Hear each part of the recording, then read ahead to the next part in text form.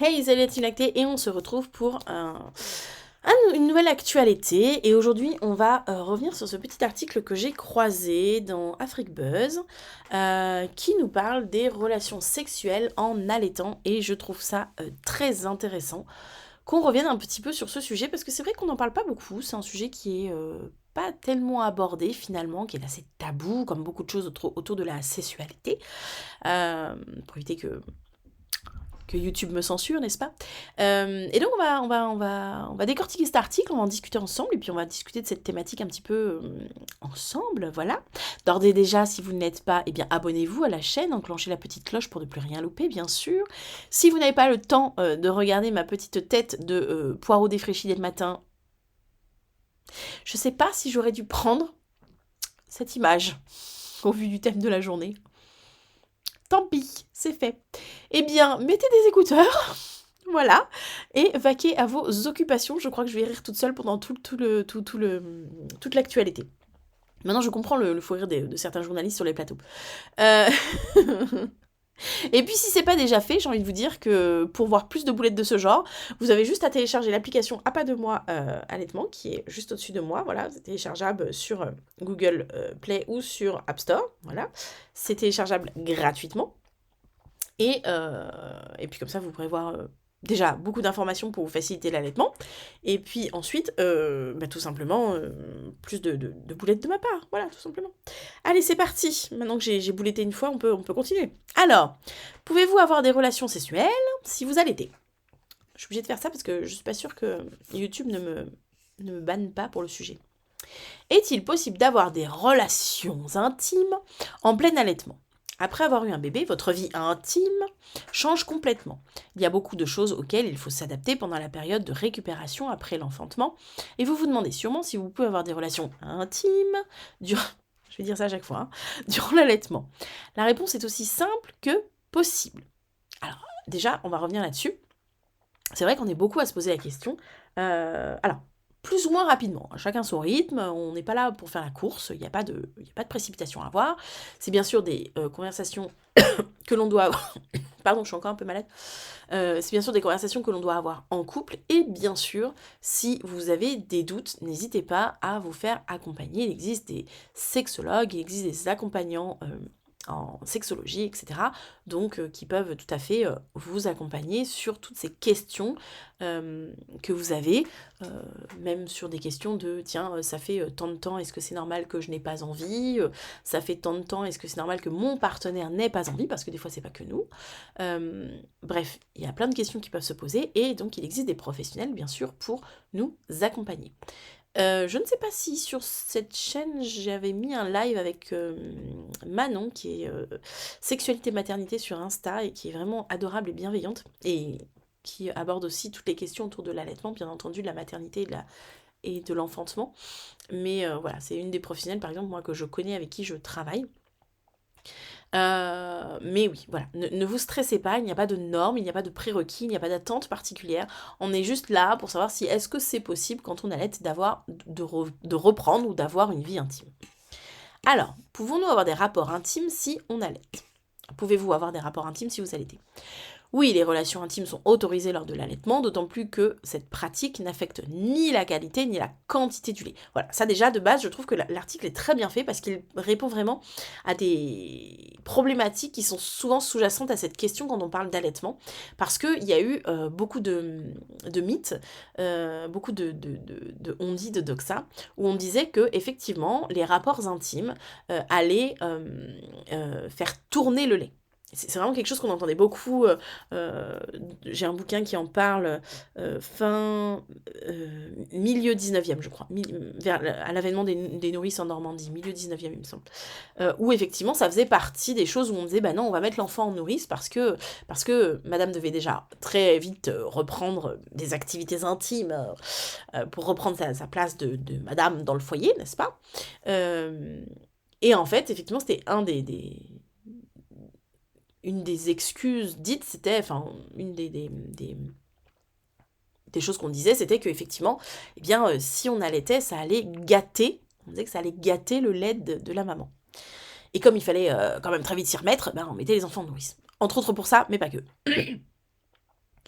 Donc je trouve que dans ce sens, cet article est très bien fait, parce que d'office, il nous pose vraiment, vraiment j'ai envie de dire, le cœur de la question, de cette question qu'on a, est-ce qu'on peut reprendre une activité intime avec l'allaitement? C'est la question de la qualité et de la quantité. Effectivement, ça ne jouera... Alors sur la quantité, je mettrai un petit bémol. Je mettrai un tout petit bémol sur la quantité. On va voir s'ils en parlent après, et sinon, moi je vous en parlerai. Alors, je reprends la lecture. De nombreuses nouvelles mères connaissent une réduction de la libido pendant cette période et même une sécheresse vaginale. J'ai déjà fait plusieurs vidéos même sur la réduction de la libido, c'est normal. En fait, nous sommes des corps, comment ? Nous sommes une espèce faite d'hormones, régie par les hormones.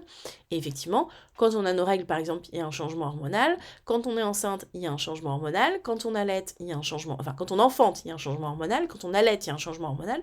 Et la libido, ça fait aussi jouer les hormones. Donc des fois, il y a des régulations comme ça qui sont pas très très bien. Et effectivement, on peut avoir une petite réduction de la libido parce que les hormones, elles jouent au yo-yo et que c'est un peu le boxon là-dedans. Et que du coup, celles pour la libido, elles sont un peu comme ça, en mode pas pour l'instant, on repassera les gars, voilà. Donc du coup, effectivement, on peut avoir une petite réduction de la libido, et parfois même, c'est chez les messieurs, enfin, chez la compagne ou le compagnon. Donc pas de panique, ça peut arriver, et c'est normal.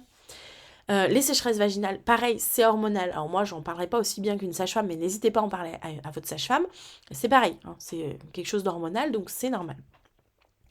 Mais ces changements ne sont pas permanents. Du moins, s'ils le sont, si vous trouvez à votre goût, je ne vous donnerai pas de limite, mais si vous trouvez à votre goût, à vous, dans votre corps à vous, pas sous la pression de partenaires ou de professionnels ou etc., si vous trouvez dans votre corps à vous que ça vous paraît long ou vous commencez à vous poser des questions, on en revient au point numéro 1, n'hésitez pas à vous faire accompagner. Il vous suffit d'être ouvert avec votre partenaire et de lui dire quels sont vos désirs. Tout à fait. La discussion et l'ouverture, vraiment cet article est très bien écrit. La discussion et l'ouverture avec le ou la partenaire, c'est extrêmement important.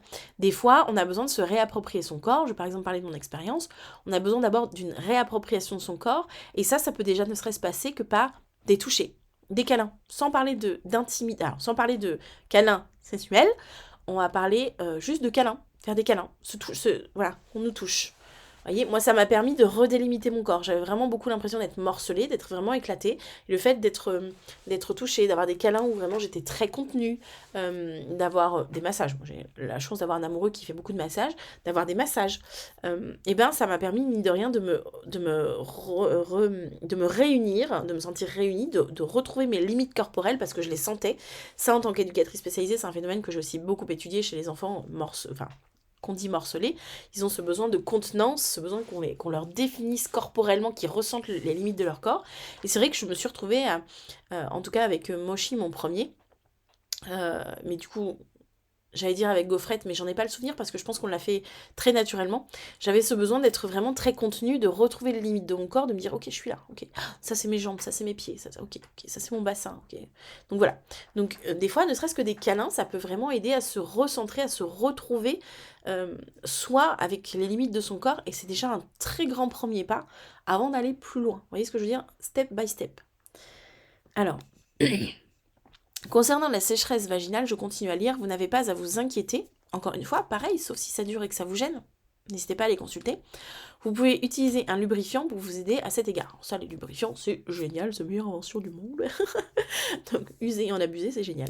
Mais par contre, là où je mets un bémol, c'est que vous n'avez pas à vous en inquiéter, sauf si ça dure et que ça vous gêne. Pareil, si ça dure, au moment où vous vous dites, oh, ça commence à être long quand même, ouais, c'est bizarre, commencez à vous poser des questions, clac, vous allez en consultation. L'ocytocine, l'hormone qui aide à la lactation, est la même hormone qui joue un rôle important dans l'atteinte de l'orgasme et le sentiment d'être connecté à votre partenaire. C'est là où j'en reviens à la quantité, parce qu'effectivement, quand on a envie, qu'on arrive à reprendre une activité intime, on va forcément sécréter de l'ocytocine. Au moment de l'orgasme, on sécrète de l'ocytocine. Et l'ocytocine, qu'est-ce qu'elle fait ?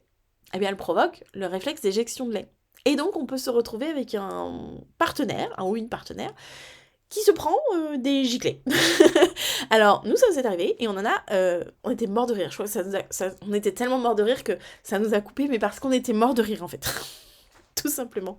On en a énormément ri. Et voilà, parce qu'on est des grands enfants, donc on s'amuse d'un rien. Et ça nous a fait rire au possible. Et du coup, moi, pendant un temps, j'ai eu besoin de mettre un t-shirt, voilà, un tissu, au cas où. Et puis finalement, je sais pas pourquoi, on a fini par l'enlever. Alors, quid de ça le gênait pas ou bah on le savait et puis bon bah voilà c'est des choses qui arrivent ou je ne sais plus mais au bout d'un moment on l'a enlevé. Mais j'ai ressenti quand même le besoin d'avoir un tissu sur moi pendant quelques temps mais c'était drôle, c'était très très drôle. Euh, alors donc je voulais revenir à cette histoire de quantité, du coup, ben si, ça peut un peu jouer sur la quantité, parce que l'ocytocine, c'est l'hormone du bonheur, et on sait que plus on a d'ocytocine, plus c'est... alors, il n'y a pas que l'ocytocine qui rentre en jeu dans la production du lait, bien sûr, mais en tout cas, elle vient jouer quand même à minima un rôle, et du coup, ben si, il y a quand même un certain rôle, j'ai envie de dire, sur le côté quantitatif. Alors, donc ça, on l'a lu. Bien sûr, les relations intimes pendant l'allaitement peuvent être un peu différentes de ceux auxquels vous êtes habitués. La communication avec votre partenaire est toujours essentielle pour votre bien. Tout à fait, je suis extrêmement d'accord avec la fin de cet article, puisque c'est la fin de cet article.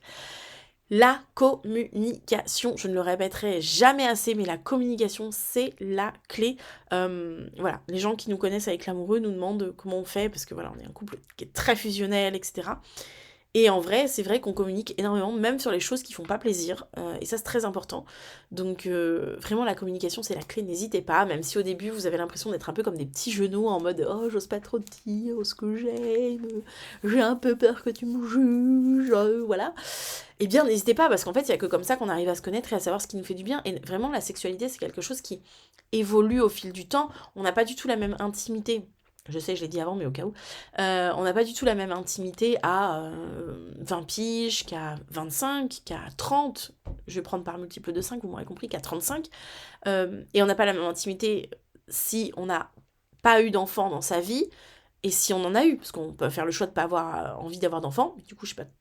Vous pouvez être sur cette chaîne pour éventuellement aider des gens autour de. Enfin, des parents autour de vous, je peux comprendre. Et du coup, on n'a pas la même intimité si on n'a pas eu d'enfant, parce qu'il y a des choses qui se sont passées dans notre corps, enfin qui se sont pas passées dans notre corps, que si on en a eu un, et si on a enfanté, par exemple. Donc, effectivement, on n'a pas forcément une intimité qui est la même tout le temps. Ce sera pareil avec la ménopause, ce sera pareil à tout moment de la vie. Et suivant l'intimité, le degré d'intimité aussi qu'on crée avec son partenaire, il y a des choses qui vont se développer au fur et à mesure du temps. On va faire des expériences, on va faire...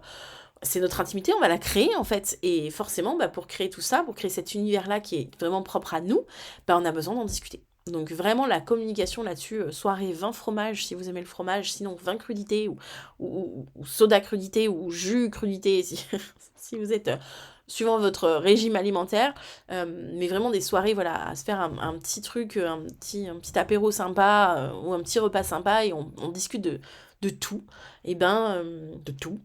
Et ça peut vachement être utile et surtout ça peut permettre au couple d'avancer ou de comprendre en tout cas pourquoi on n'avance pas à la même vitesse.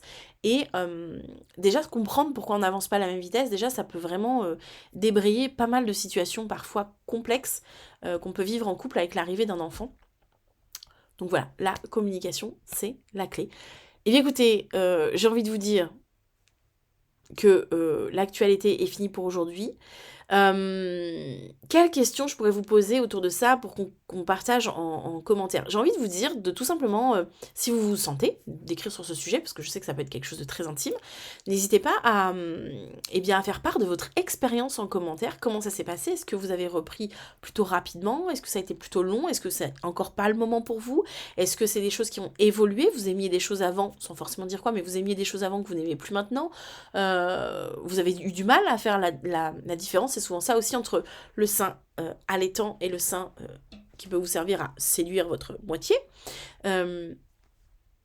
Voilà, n'hésitez pas à témoigner en commentaire, je pense que ça peut être intéressant, ça peut aussi rassurer beaucoup de parents sur cette partie de leur vie qui va aussi évoluer quand on devient parent, encore différemment quand on est parent allaitant que quand on ne l'est pas par exemple. N'hésitez pas vraiment à témoigner en commentaire, histoire d'échanger déjà, et puis potentiellement de rassurer d'autres parents. Sur ce, bien moi c'est tout pour cette actualité, je vous dis une bonne journée née, pour ceux qui ont l'application vous savez pourquoi je dis ça, et puis je vous dis à demain pour une prochaine actualité. Allez, ciao!